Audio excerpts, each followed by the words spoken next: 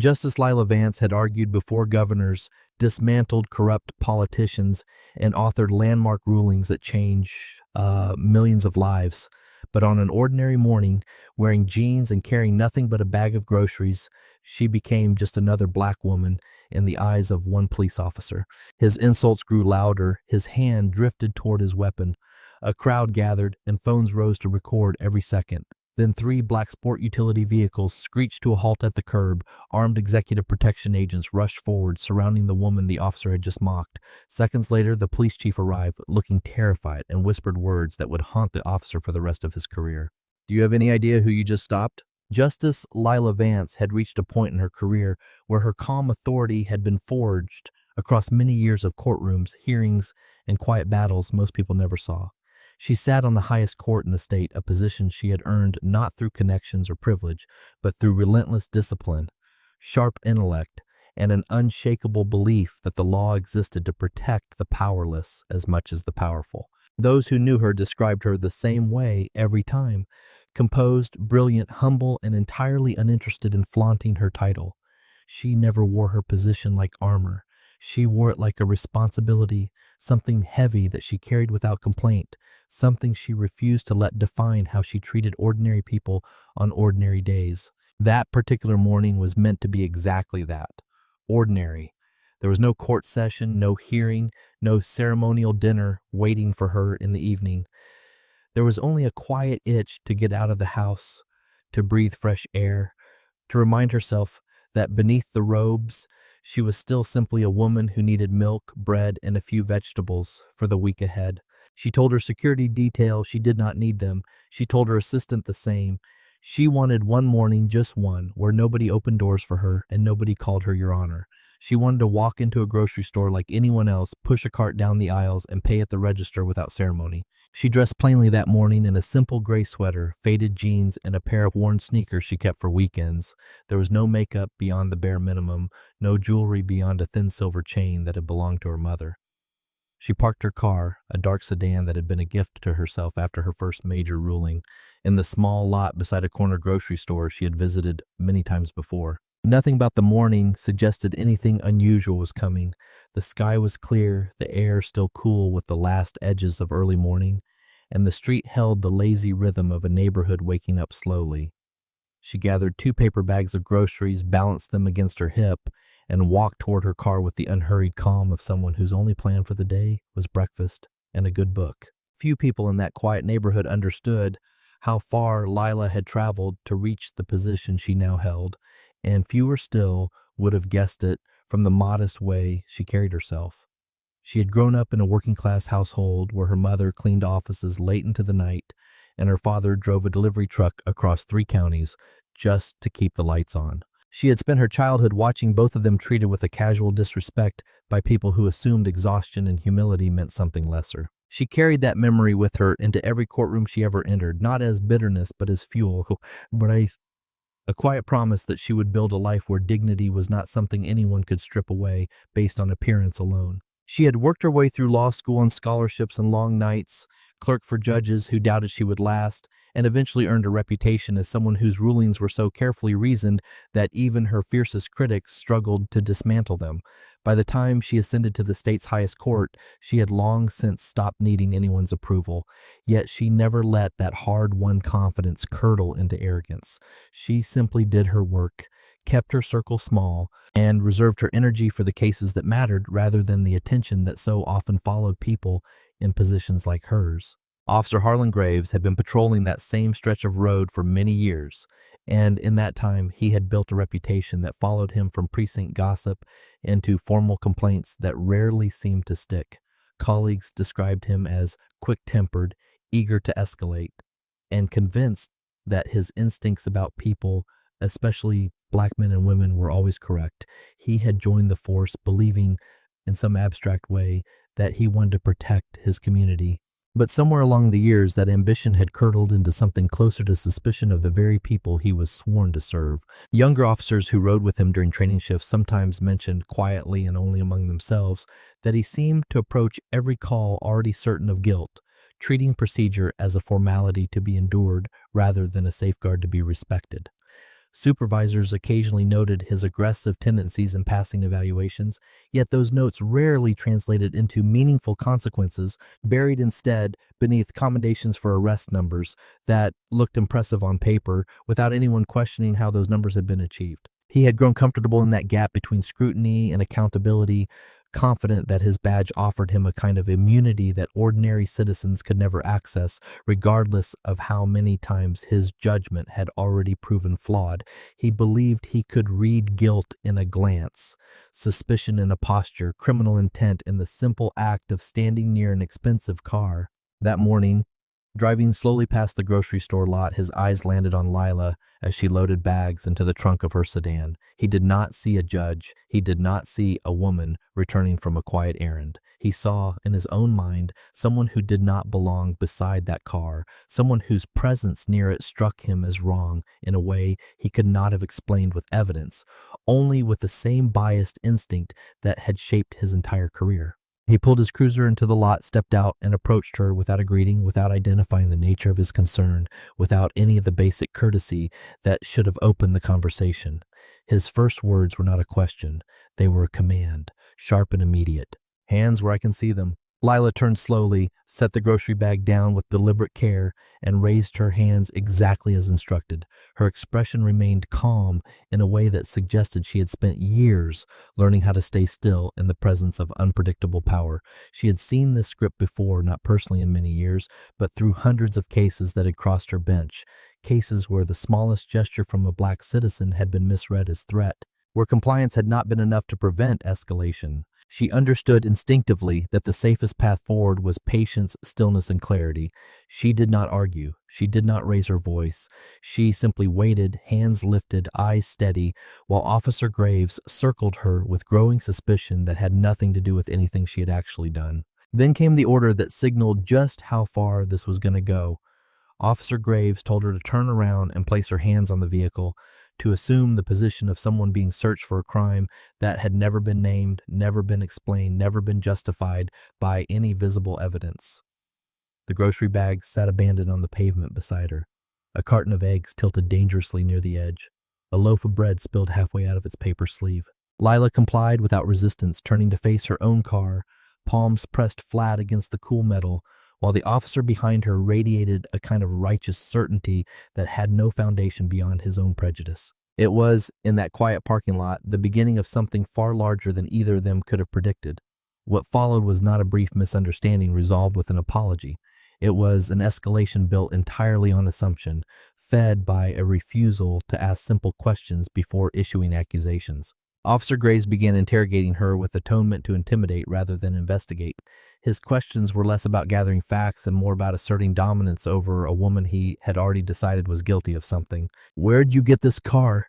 he demanded, his voice rising loud enough that a man walking his dog across the street slowed his pace to look.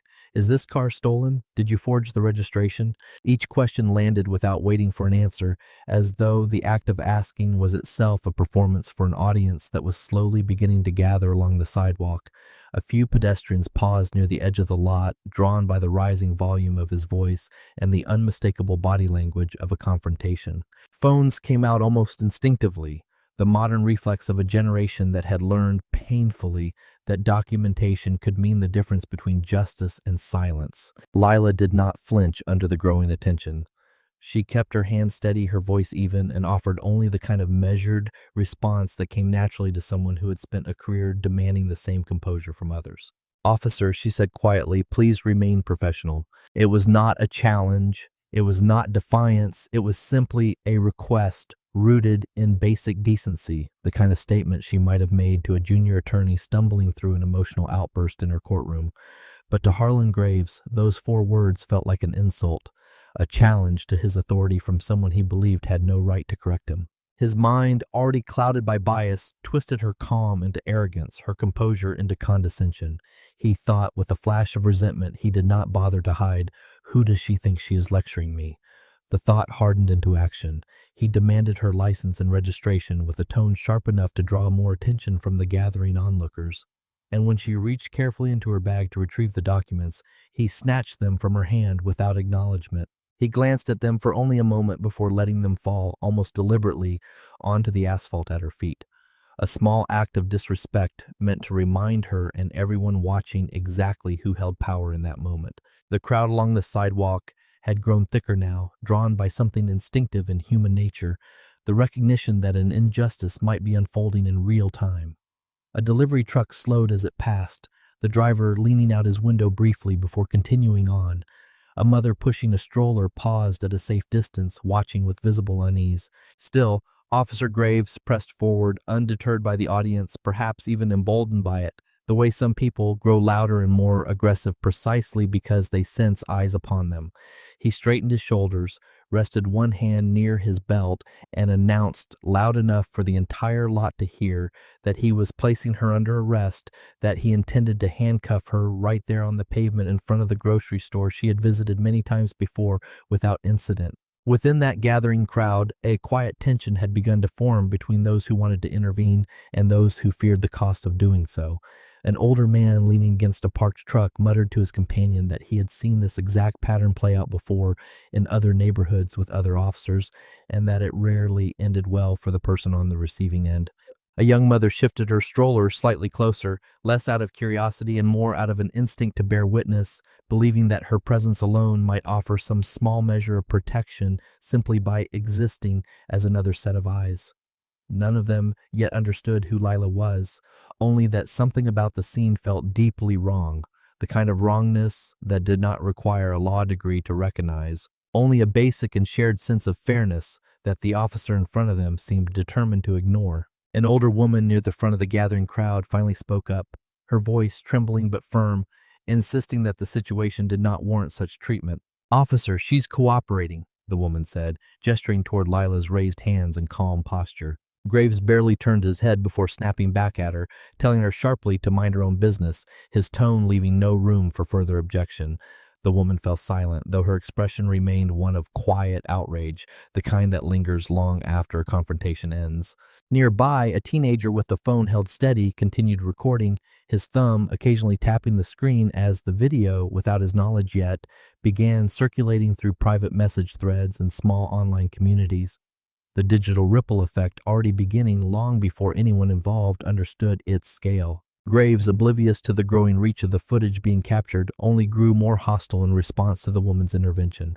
He turned back to Lila and delivered a line that revealed the depth of his prejudice far more clearly than anything he had said before. "People like you always play the victim." The words landed heavily across the small crowd. A few onlookers exchanged glances of disbelief. Others simply lowered their phones in stunned silence, as though even recording the moment had become too uncomfortable. Lila, still facing her car, with her hands resting against the metal, did not turn around immediately.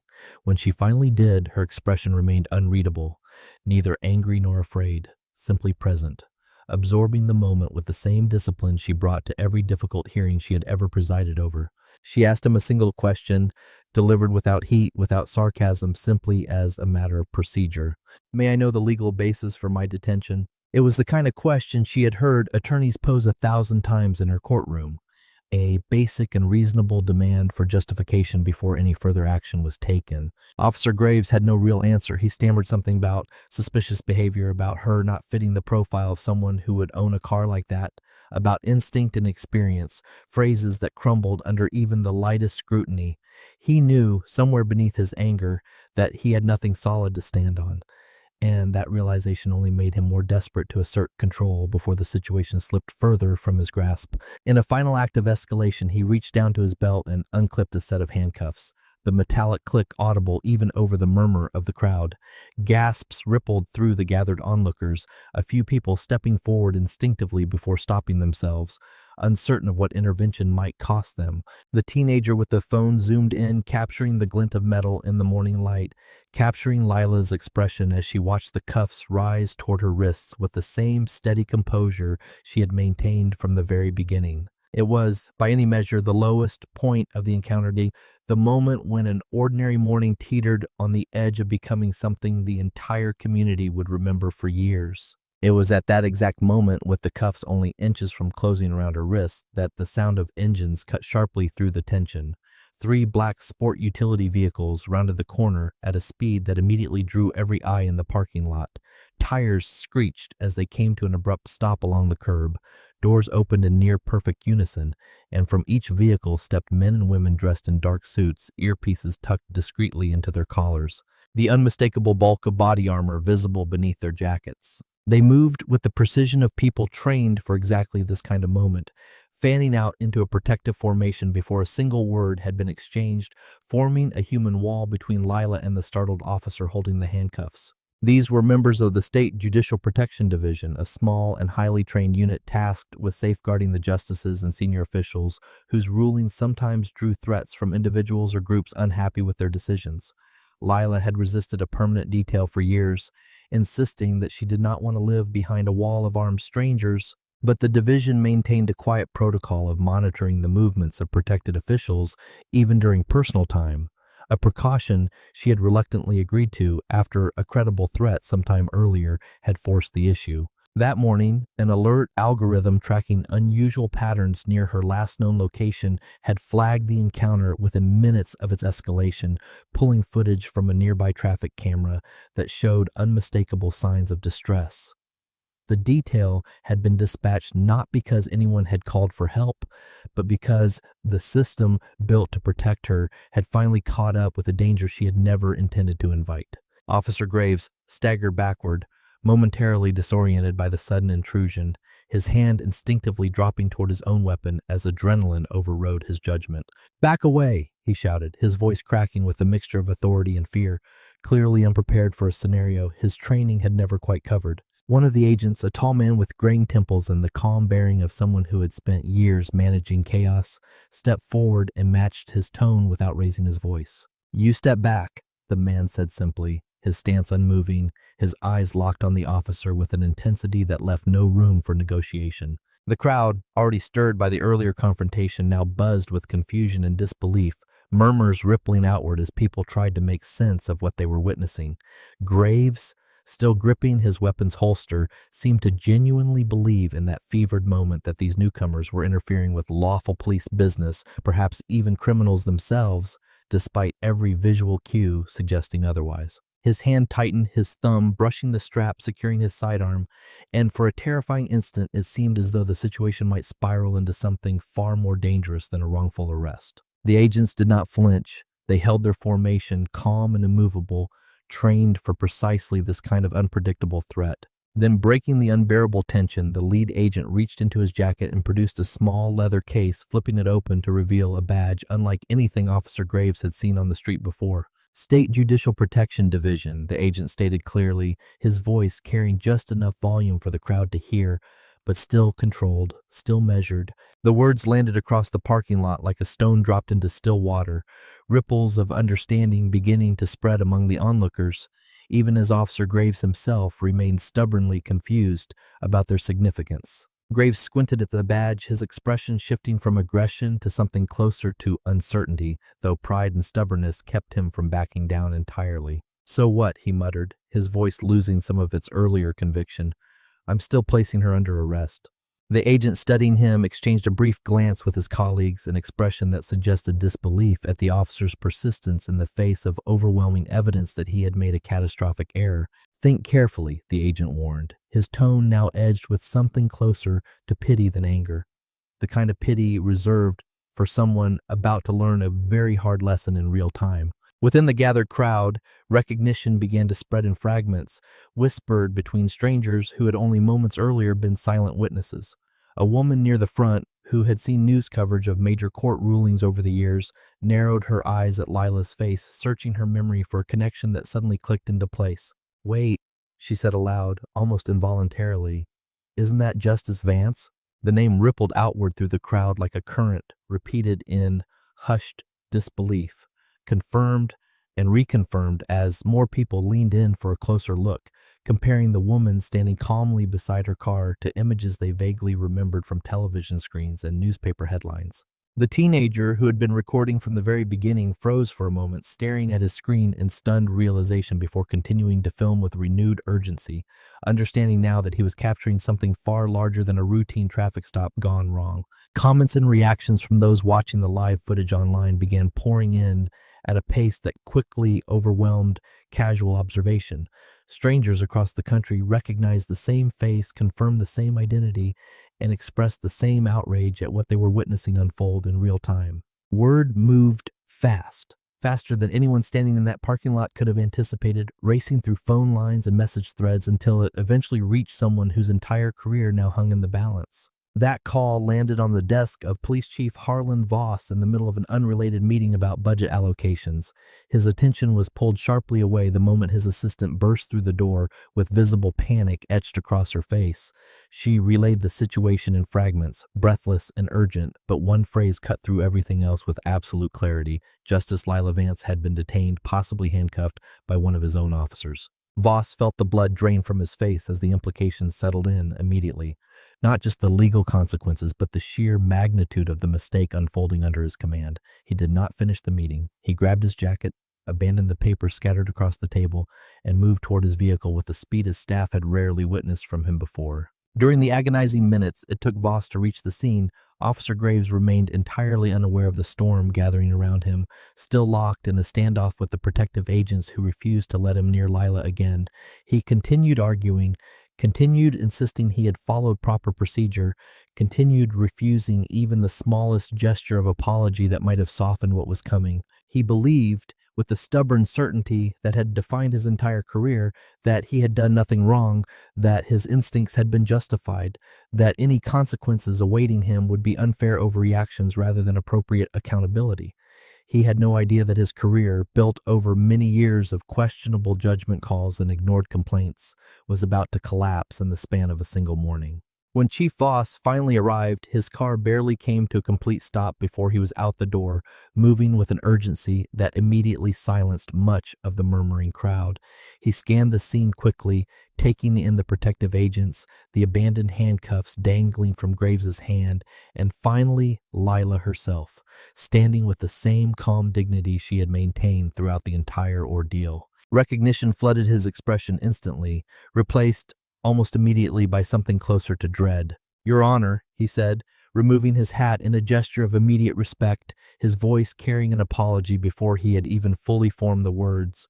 "I am so sorry. I don't know what happened here, but it will not go unanswered." Officer Graves, watching his chief address the woman he had been interrogating only minutes earlier with such deference, felt something cold settle in his stomach as the full weight of his mistake began to register. He opened his mouth to offer some kind of explanation, some justification rooted in the same flawed instincts that had guided him from the very beginning, but the words caught in his throat as Voss turned toward him with an expression that mixed fury and disbelief in equal measure. "What exactly have you done?" Voss demanded, his voice low but unmistakably furious, carrying the weight of someone who understood immediately the scale of the disaster unfolding in front of him.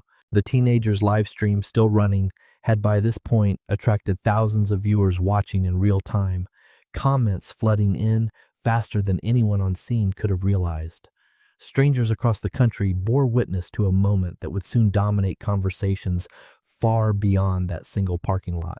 Voss, aware of the cameras even if he could not see every one of them, turned immediately toward damage control, rooted not in performance but in genuine urgency. He ordered the handcuffs removed at once, though they had never actually closed around Lila's wrists, and demanded that any record of the stop be immediately voided, treated as the unjustified action it clearly had been from the very first command Officer Graves had issued. Graves stood frozen, his earlier bravado completely evaporated, replaced by the stunned silence of a man watching his entire professional identity collapse in real time. He stammered an apology that sounded hollow even to his own ears, words offered too late to undo the damage already captured on dozens of phones and broadcast to a growing audience online. Voss did not wait for him to finish. He turned back toward Lila, his posture lowered in genuine humility, and asked what she needed, what would help repair even a fraction of the harm that had been done to her that morning. It was only then, for the first time since the confrontation began, that Lila allowed herself to speak with the full weight of her position rather than simply the patience of a private citizen enduring an injustice. "I am Justice Lila Vance of the State Supreme Court," she said clearly, her voice calm but unmistakably firm, carrying easily across the silent crowd that had gathered to witness the entire ordeal. The words landed with the force of confirmation rather than surprise, settling into a crowd that had already begun to suspect as much, yet still felt the full gravity of hearing it spoken aloud. She did not raise her voice to make the statement feel more dramatic. She did not need to.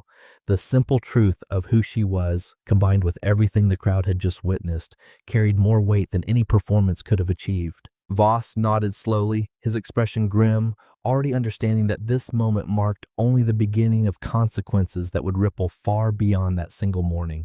In the time that followed, the department's Internal Affairs Division opened a formal investigation, moving with a speed and seriousness rarely afforded to complaints involving officers like Harlan Graves. Investigators pulled body cam footage that confirmed every detail captured by bystanders, the audio painfully clear in its documentation of escalating hostility that had no basis in any actual threat or violation. Surveillance footage from the grocery store's exterior cameras offered another angle, showing Lila calmly loading groceries long before Graves ever approached, undermining any claim that her behavior had appeared suspicious in any reasonable sense. Traffic camera footage from a nearby intersection added still more context, while the original live stream, already viewed by an enormous and growing audience, provided perhaps the most damning record of all, capturing every word and gesture with unforgiving clarity. Investigators found no inconsistency between any of these sources, no detail that offered Graves even a sliver of justification for his actions that morning. Each piece of evidence aligned perfectly with the others, painting a picture of an officer who had escalated a routine encounter into a near catastrophe based entirely on unfounded suspicion rooted in prejudice rather than fact. As the investigation deepened, officials began revisiting Graves's personnel file, a record that had quietly accumulated complaints over the years without ever triggering serious consequences. Multiple citizens, the vast majority of them black men and women, had filed reports describing eerily similar patterns: aggressive questioning without cause, escalation in response to calm cooperation, accusations rooted in assumption rather than evidence. Some of these earlier complaints had been dismissed outright. Others were quietly settled without any formal acknowledgement of wrongdoing, the kind of bureaucratic erasure that allowed patterns of misconduct to persist unchecked for years. Chief Voss, reviewing the file personally for the first time with this new context in mind, felt a deepening unease as he recognized just how long these warning signs had existed without meaningful intervention. He realized with a discomfort he could not easily dismiss that the morning's events were not an isolated failure, but rather the predictable outcome of years of institutional negligence, a culture that had allowed one officer's biases to operate without sufficient oversight or accountability. This was not the first time. It was simply the first time the consequences had become impossible to ignore. Among the rediscovered complaints was a report filed sometime earlier by a young man named Marcus Lang, unrelated to anyone within the protection detail despite sharing a name, who had described an encounter with Graves almost identical in tone and escalation to what Lila had endured. That complaint had been closed within a matter of weeks, dismissed for what the file vaguely described as insufficient corroborating evidence, despite a bystander video that had been submitted alongside the written statement. Another complaint, filed by a grandmother who had simply been walking home from church, described nearly the same accusatory questioning, the same refusal to explain the legal basis for suspicion, the same hostility when she asked for clarity. Investigators began to understand that Lila's encounter, however shocking to the public, represented not an aberration but a culmination. The moment when a long pattern of quiet harm finally collided with a level of attention too large for the department to manage away. The pressure building from public attention, fueled by the widespread circulation of the original footage, eventually forced the department into a formal press conference held outside the same precinct where Graves had worked for many years. Officials announced his immediate suspension pending further review, a decision quickly followed by his formal termination once the internal investigation concluded that his conduct represented a clear and serious violation of departmental policy. Beyond the loss of his position, news outlets reported that a separate civil investigation had been opened, examining whether his actions that morning and potentially in earlier incidents revealed during the broader review constituted violations of constitutional rights warranting further legal consequences. His badge was formally surrendered during a brief and quiet ceremony witnessed by only a handful of department officials, a stark contrast to the public spectacle his actions had created some time earlier. Reporters from across the region gathered outside the precinct that day, their cameras trained on a podium where Chief Voss stood flanked by 2 members of the city council and a representative from the mayor's office, each of them aware that the entire community was watching for signs of either genuine reckoning or hollow public relations. Voss spoke without notes, choosing instead to address the matter directly, acknowledging that the department had failed not only Justice Vance, but every resident who had ever felt unsafe in the presence of an officer sworn to protect them. He did not attempt to soften the language of accountability, refusing the kind of vague corporate phrasing that so often accompanies institutional apologies, and instead named the failure plainly as a result of bias left unchecked for far too long. A handful of residents who had gathered along the edges of the press conference applauded quietly when he finished speaking, not out of celebration, but out of a cautious and hard-won relief that perhaps this time something might actually change. In the aftermath of his termination, several of the earlier complainants whose grievances had previously been dismissed found renewed courage to speak publicly about their own experiences with Graves, encouraged by the undeniable proof captured during Lila's encounter. Their stories, once isolated and easily ignored, now formed a pattern that media outlets and civil rights organizations began examining collectively, painting a fuller picture of harm that had gone unaddressed for far too long. Justice Lila Vance, despite the very public nature of what had happened to her, made a deliberate choice not to use the moment for personal vindication or retaliation against the officer who had wronged her. She declined multiple interview requests in the days immediately following the incident, choosing instead to issue a single, carefully worded statement that focused not on her own anger, but on the broader principle the entire ordeal had exposed. Justice must never depend on who you are, she said during a brief and dignified address delivered sometime later at a community event unrelated to the incident itself, her tone measured and free of bitterness despite everything she had endured. The line spread quickly across news coverage and public conversation, repeated in editorials and discussions far beyond the borders of her own state, resonating with people who recognized in her words something larger than one woman's personal experience. It became almost immediately a touchstone for broader conversations about accountability, about the dangers of unchecked bias within institutions meant to protect rather than harm, about the courage required to remain composed in the face of injustice rather than allowing anger to define the response. Her restraint, many observers noted, carried far more power than outrage ever could have, precisely because it refused to mirror the very behavior that had caused the harm in the first place. In the months that followed the incident, the police department implemented sweeping changes that extended far beyond the termination of a single officer to reforms that Chief Voss himself acknowledged were long overdue. Mandatory bias training became a required component of ongoing officer certification, developed in consultation with community leaders and civil rights advocates who had long pushed for exactly this kind of structural change. Body cameras, previously optional or inconsistently enforced, became a strict requirement for every patrol officer, with new policies mandating their continuous use during any interaction with the public, eliminating the gaps that had previously allowed questionable conduct to go undocumented.